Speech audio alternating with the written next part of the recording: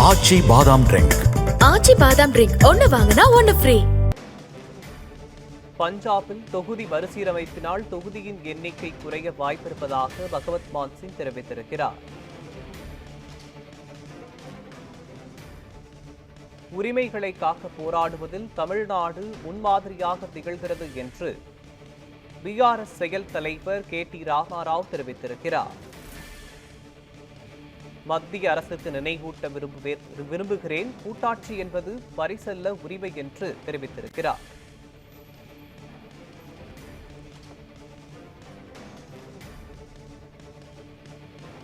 தொகுதி மறுசீரமைப்பு முறையாக நடத்த கோரி எடுக்கப்படும் நடவடிக்கைகளுக்கு ஆம் ஆத்மி 100% ஒத்துழைக்கும் என்று பகவத் சிங் மான் தெரிவித்திருக்கிறார்.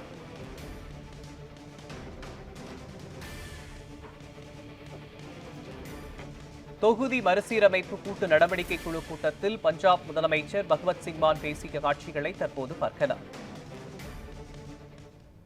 धन्यवाद, बहुत बहुत शुक्रिया. सबसे पहले थिरू MK स्टालिन साहब, आपने ये एफर्ट किया कि हम सब लोगों को इकट्ठे किया और जो डिलिमिटेशन हो रही है उसके बारे में पहले ही अवेयर आपने किया. तो मैं अपने कन्वीनर अरविंद केजरीवाल साहब की तरफ से, आम आदमी पार्टी की तरफ से 100% आपके सपोर्ट में हैं. बहुत से सीनियर लोग बोले और साउथ का तो काफी नुकसान हो रहा है, मतलब लेकिन इसमें इनका मकसद जो है बीजेपी का, वो ये है जहां से हम जीतते हैं वहां सीटें बढ़ा लो, यहां से हम हारते हैं वहां कम कर लो, परसेंटेज अपने आप बढ़ जाएगी. पंजाब में ये जीतते नहीं है. पंजाब में इनकी एक भी सीट नहीं है सर, 13 में से, लेकिन पंजाब की सीटें बढ़ा रहे हैं. मैं एक मैथ और साइंस टीचर का बेटा हूं. आई नो दैट अगर out of 543 right now we have 13 seats. Our percentage is 2.39% in the parliament. If they go to 850, as you said in your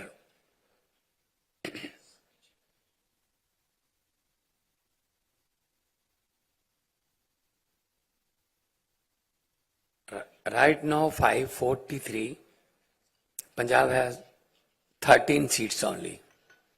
Our percentage is 2.39 in the parliament. If they go 850 and they are going to increase 5 seats of Punjab as per perception to 18. 850 by 18 is 2.11. Although they are increasing our seats, but percentage of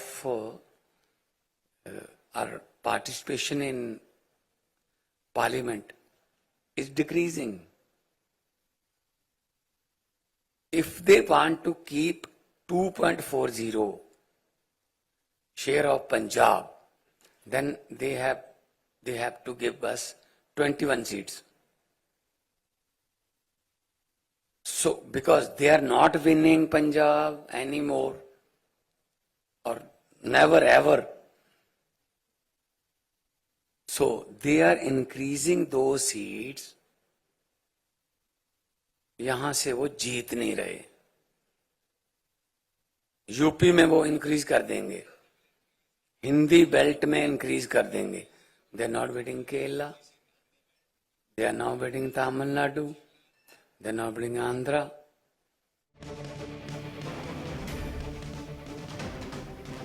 தமிழகத்தில் தொகுதி மறுசீரமைப்பு தொடர்பாக அதனை எதிர்த்து கூட்டுக்குழு நடவடிக்கை கூட்டம் நடைபெற்று வருகிறது.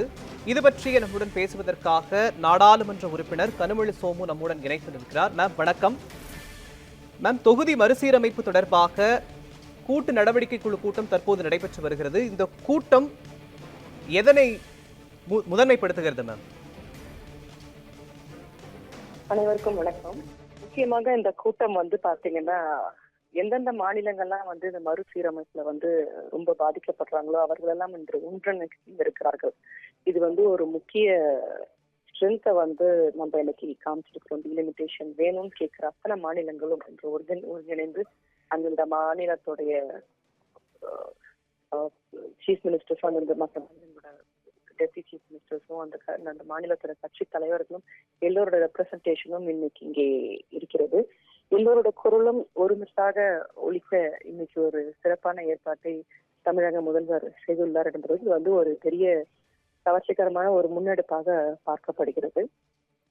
அது மட்டும் இல்லாம இன்னைக்கு அவங்க எல்லாரோட தாட்ஸை வெவ்வேறு எல்லாருக்கும் இதே மாதிரி ஒருங்கித்த தாட்ஸ் அண்ட் ஐடியாலஜிஸ் இருந்தாலும் அதை சொல்லக்கூடிய ஒரு தளத்தை இன்னைக்கு தமிழ்நாட்டுல அமைச்சு கொடுத்திருக்கிறது அவங்க ஒரு பெரிய ஒரு சிறப்பான முன்னெடுப்பாக அனைத்து தலைவர்களுமே இதை நோக்கி பார்க்கலாங்க.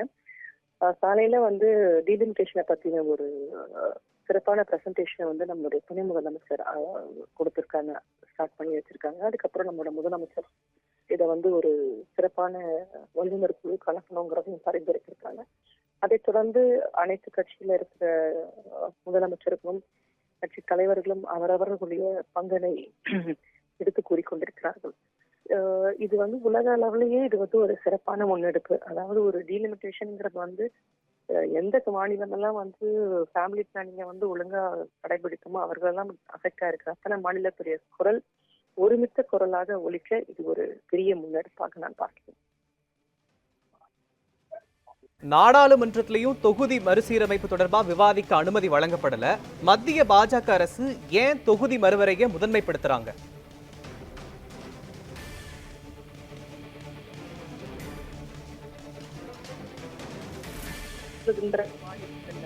அதாவது முக்கியமாக எடுத்துக்கொண்டால் நம்மளுடைய உத்தரப்பிரதேசம், இந்த வட மாநிலங்கள்ல தொகுதியோட மறுசீரத்தினால அவர்களுக்கு அவங்க ஃபேமிலி பிளானிங்கை கடைபிடிக்காத காரணத்தினால் அவங்க பாப்புலேஷனை வச்சு இதை கொண்டு போனோம்னா அவர்களுக்கு கிட்டத்தட்ட இப்ப இருக்கிற தொகுதிகளை விட டபுள் மடங்கான தொகுதிகள் அவங்களுக்கு உயர்கிற வாய்ப்பு உள்ளது.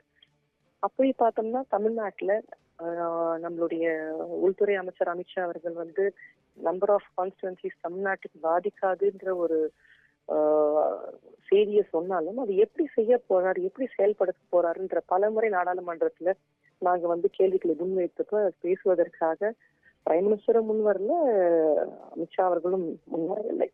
ப்ரோரேட்டா பேசிஸ்னா என்னங்கிற எக்ஸ்பிளனேஷன் அவங்க கொடுத்தாங்கன்னா இவ்வளவு பிரச்சனை இல்லை. பல முறை ஷார்ட் டியூரேஷன் நோட்டீஸ்லயும் இரு அவைகள்ல கேட்டுமே அந்த டிஸ்கஷன் இது வரைக்கும் எடுக்க மாட்டேங்கிறாங்க. சென்சஸ்க்கு அப்புறம் தானேன்றாங்க. சென்சஸ்க்கு அப்புறம் அதை அமுலாக்கப்படுத்துறது ரொம்ப சிரமம். இப்பத்துல இருந்தே அது ஒரு ஆய்வு கணக்கு எந்தெந்த மாநிலங்கள் பாதிக்கப்படும். இப்ப இந்தியா ஒரு துணைக்கண்ட மாட்டோம். பல மாநிலங்கள்ல பல மொழிகளை பேசக்கூடியவர்கள், பல தனித்தன்மை உடையவர்கள். ஸோ அப்படி இருக்கும்போது எல்லாரோட ரெப்ரசன்டேஷனும் ஒரு ரூல் ஃபார்ம் பண்ணும்போது இருக்கணுங்கிற அந்த முக்கிய தாற்பயத்தில் தான் டீலிமிட்டேஷன்ல ஒரு மாநிலத்துக்கு மட்டும் சீட்ஸ் இன்க்ரீஸ் ஆக கூடாது. இப்ப எப்படி ரெப்ரசன்டேஷன்னால தமிழ்நாட்டுக்கு 39 சீட்னால நம்மளுடைய குரல் என்றுமே பாராளுமன்றத்துல ஒரு முக்கியமான ஒரு டிசைடிங் ஃபேக்டரா எப்படியும் தமிழ்நாடு இருந்தோ அதே ஃபியூச்சர்லயும் இருந்ததுனால நம்மளுடைய தமிழ்நாடு இன்னும் மேலோங்கி வளரும் என்று நாம எப்படி நினைக்கிறோமோ அதே மாதிரிதான் மற்ற மாநிலத்துல தெலுங்கானா, ஆந்திரா, கேரளா, பஞ்சாப் அனைவருமே ஒரே ஒருமித்த கரத்துல நினைக்கிற காரணத்துல இன்னைக்கு அனைவரும் இங்க ஒன்று கூடி இப்படி ஒரு முன்னெடுப்புக்கு அனைவரும் அவர்களுடைய கருத்துக்களை பகிர்ந்து கொண்டிருக்கிறார்கள்.